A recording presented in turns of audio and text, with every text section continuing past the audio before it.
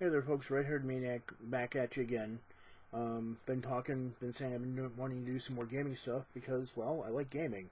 Been doing comics, and that's been easy to do because there's always something hitting every week. Gaming, there hasn't been a lot. I've been to a couple trade shows here in the last few months. One just a couple weeks ago. I didn't really see a whole lot there that just kind of struck my fancy, so I figured I'd dip into my back office of clutter and talk about something I'm currently playing and why you might want to play it too. I'm talking about this little game here called Savage Worlds. This here is the Deluxe Explorers Edition. It's the current edition of the rules. There's literally one piece of real errata in this book, and that's because they made a minor rules change. But it is a 192-page digest-sized book. Text is moderately sized. I want to say it's text dense because books of this size tend to be a little bit denser because you don't have as much white space to use. But it's broken up nicely with some art. It is a generic role-playing system. It's kind of got a pulp feel to it, so I mean anything you do with it is going to feel a little pulpy. Your science fiction is going to feel a little space opera-y. Your fantasy is going to feel more like Conan and Robert E. Howard and less like Tolkien. Your supers for it, I haven't used it for supers yet. I thought about writing a super setting. I've got about 9 pages of notes on that. I don't know how it's going to go. Initial reports are with the first few supplements that they did with it for supers. It was touch and go, hit and miss. It powers the current iteration of Deadlands. I think it does Deadlands fairly well. I think the Hell on Earth supplement, I was running a campaign of that for a bit until we all realized that they didn't playtest that fucker at all. It is... I so love Deadlands Hell on Earth. I love post-apocalyptic, and Deadlands Hell on Earth Classic is still one of my favorite all-time games. I so wanted to like this, but it's obvious. Whoever wrote this, they pumped it out. They didn't pay any attention. There was no real playtesting. If there were, the playtesters did a shitty job. They rubber stamped it and kicked it out the door. But anyway, if you're looking for a rule system that is a little lighter than, say, D20 or Pathfinder or, heaven forbid, Hero System or GURPS, that can do pretty much everything, this is your baby. It's a $10 book. It is one of the easiest sells I have at the store. Core rule books, $10. It can do just about anything. Each setting there's a few tweaks to the rules. There's some setting rules that may or may not be used. There are a few optional rules that, depending on the setting, get used. I've been with this game pretty much since the inception. This is theoretically the 5th edition of the rules. All of the changes have been relatively minor. They've done 3 hardback versions, which were $30, and they've done 2 softback versions like this, which were $10 each. And they basically, this version was done because they did a hardback and a hardback, and then they went to the softback for $10. And they did another hardback in the next edition. They're like, we like the softback. We like that little $10 Explorers Edition thing, so they went back to it. It's been very popular. Now I'm telling you about this happy thing, that I'm currently running 3 games in. I'm running The Last Parsec, which is kind of a space opera, less Star Wars, a little bit more Star Trek-y, Farscape-ish. It's not a bad little game, and that's going fairly well. I'm also running East Texas University, which is take Buffy the Vampire Slayer or Scooby-Doo, but make it a little bit more serious. It's less high school hijinks with a Scooby gang and more like, hey, we're a bunch of college kids in a weird-ass town. What the hell can go wrong there? So far, that's been going like gangbusters. I was running a Deadlands Hell on Earth campaign, but I realized, and the players realized, that we weren't having fun because this damn game, like I said, wasn't playtested in that regard. I mean, the Savage World system is, but what they did for Deadlands Hell on Earth for the update to run with this system, I don't know if the guy didn't know Savage Worlds. I don't know if the guy didn't know Deadlands Hell on Earth. But there are a lot of problems with that damn book, and it pains me to say that. But I'm talking to you about this little book here. I'm gonna keep shoving it wrong ways in the camera, like woo. So I can talk to you about my current jam, which is something I kind of stumbled over. I stumbled over the book and said, "Wow, that looks really kind of cool," and I picked it up, and it's called Interface Zero 2.0. Back here. This is not a digest-sized book. This is very much a full-size book, which I'm having an awkward time keeping up there. It's a really pretty book. It is 320 pages, which is very large for a Savage World setting. Yeah, it's 320 pages, full color. Fully half the book is setting. You can literally take half this book and put it in whatever setting you want if you're willing to do the work. The other 160 pages, for the most part, are Savage Worlds related gear, character creation, a few creatures and gangers and other things you might encounter. But it's Savage Worlds Cyberpunk with a really badass setting. I like Cyberpunk. I love Bruce Sterling. I love William Gibson. And those are the two off the top of my head. There are others. John Somers, I believe. And why I'm having a time remembering these authors of books I've read more than once, I couldn't tell you. But I love Cyberpunk. I think it's a fascinating genre of the science fiction community that doesn't necessarily get the love it deserves even to this day, because things have just kind of advanced quickly. I've spoken about Shadowrun, which is Cyberpunk, but it's got fantasy elements thrown into it. That's cool and all, it's a neat idea, but I'm kind of a purist. I'd rather, if you gave me a choice between Shadowrun and, say, the old Cyberpunk game from Ur Talsorian, I would take the old Cyberpunk game almost any day of the week over it. I'm going to pick that back up here in a minute. Cyberpunk, Ur Talsorian. First version, good game, needed a little bit of work. 2020, excellent game, still needed some work, but it really kind of captured, especially the 80s, late 80s, early 90s tone of where all that literature was. Cyberpunk V3, 3.0, or whatever you want to call it. Mike Pondsmith should be ashamed of himself for even putting that shit out. It is a horrible, horrible fucking book. Went from the interlock system to something called Fusion, which was basically, let's take interlock and hero system and smash them together and make a system that's less than the sum of its parts. Fair enough. Between that and we don't really need to pay an artist if we take my action figure collection and put some cyberpunk-esque accessories on it and take these weird-ass black and white photos, because the book's all printed in this weird gray-green bullshit. Again, Cyberpunk V3, avoid it like the goddamn plague. It will ruin your gaming shelf just by its presence. Which is why this book right here was such a breath of fresh air to me, because it's downright bloody gorgeous. The artwork's all evocative. I wish I were better at video editing. I'd be throwing up some stills. I could throw you some pictures right now. I mean, outside of the cover.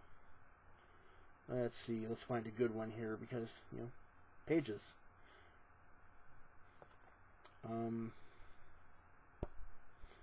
Wow.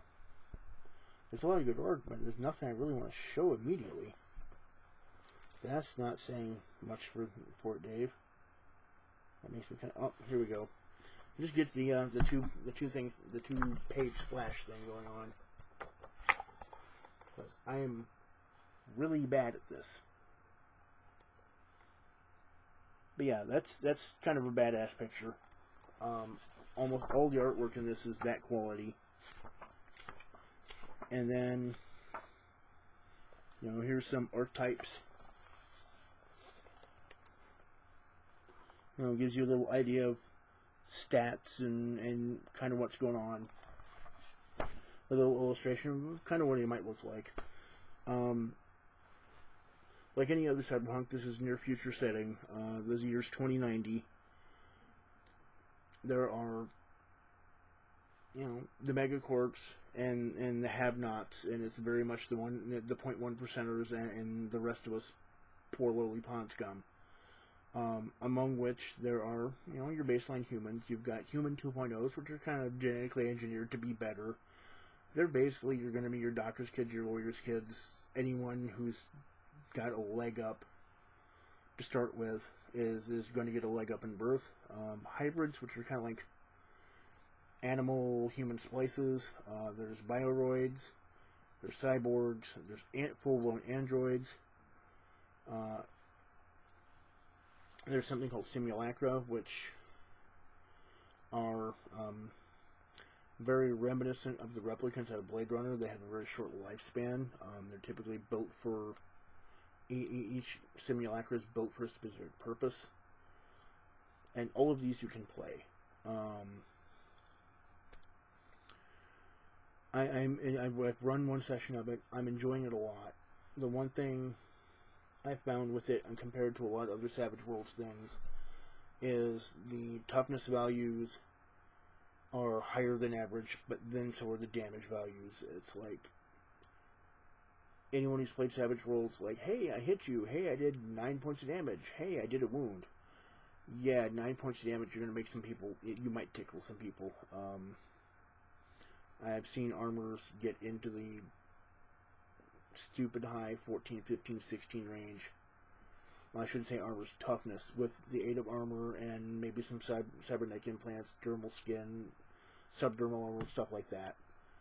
I'm really digging on it, though.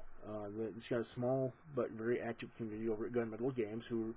This is the one thing about this is where Pinnacle produces Savage Worlds and does Deadlands and does a number of other setting books.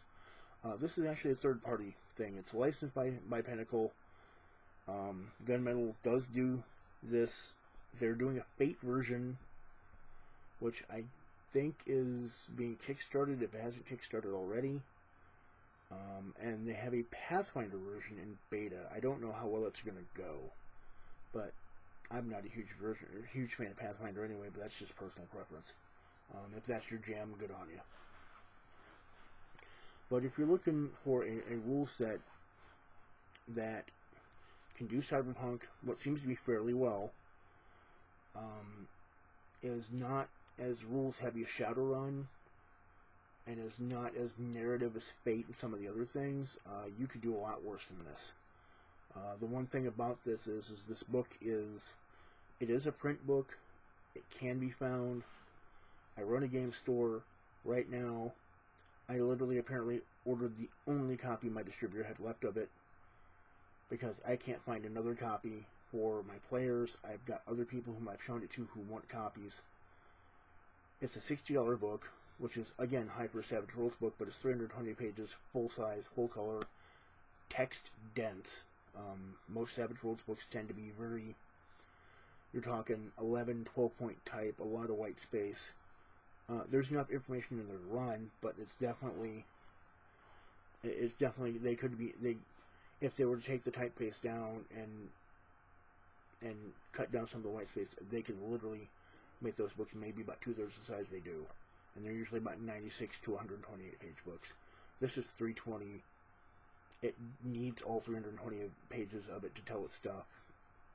There's still sections of it doesn't do well. Psionics are a thing in this world. They touch on them. They need some help. I would say help. There is a Psionic source book for the first edition of this. This is what I've got, is 2.0. Which is the second edition of the book. There is a Psionic source book for first. I haven't looked at it yet. There are some other supplements out on PDF. Apparently there's some hard copies of some of these, but you had to have, be in on the Kickstarter, which I was not, to get a hold of them. But, let's say, Interface Zero, you can do a lot worse in your Cyberpunk gaming than this. Going back to the Savage Worlds, game I like a lot as a GM. It requires almost minimal prep time compared to other systems. If I need to do something on the fly, it's very easy to do. But if you're coming at this game and all you've played is something like D&D, you're going to be in for a shock. D&D, lower levels, okay, characters kind of running high because anything can kill them. Once you get at 5th, 6th, 7th, 8th level, you're not afraid of an orc. You're not afraid of a kobold. Savage Worlds, I don't care if you're an epic fucking hero. If you're not paying attention and they get lucky, an orc could kill you. Same thing goes in this. Doesn't matter if you're the most chromed out street samurai on the planet, using some Shadowrun terms. You know, one ganger gets lucky with a knife, he's to shank you. Part of the way the rules work. I kind of like that because it just means that there's no situation you feel is going to be a cakewalk. It always puts a drama into conflict. It makes you think about conflict. And also, it tends to work better for the more realistic games I kind of enjoy running. And D&D is great. It's great for high fantasy. It's great for epic heroes. But not every genre is like that. Not even every genre is the Expendables, which I would call D20 modern. Because these are all badasses who wade through bullet fire, get shot 20 times, and are still, able to throw a grenade. Interface Zero, you might get some people who might be able to do that. They're just as likely to get, EMP'd the fuck to death. It's like, hey, you got all that chrome and whatnot in there. That's kind of nifty. Hey, you're a useless lump of metal and some flesh on the ground. Now I'm going to put a bullet between the fleshy part of what is still remaining in your brain and go about my merry way. Just a difference in genre. Starting to babble, but I figured I'd point these out. Savage Worlds, excellent little game system. Interface Zero, if you like your cyberpunk, down, dirty, and crunchy, without being like a rules overload, highly recommended. If you can get the book, great. If not, the PDF's like $20, and even for a PDF, it's well worth it, because again, full color, a lot of information. Can't go wrong with it. I don't feel like I wasted any amount of money with this whatsoever. So, signing off for now. Have fun, kids. Don't do anything I wouldn't do. Still leave your options wide fucking open.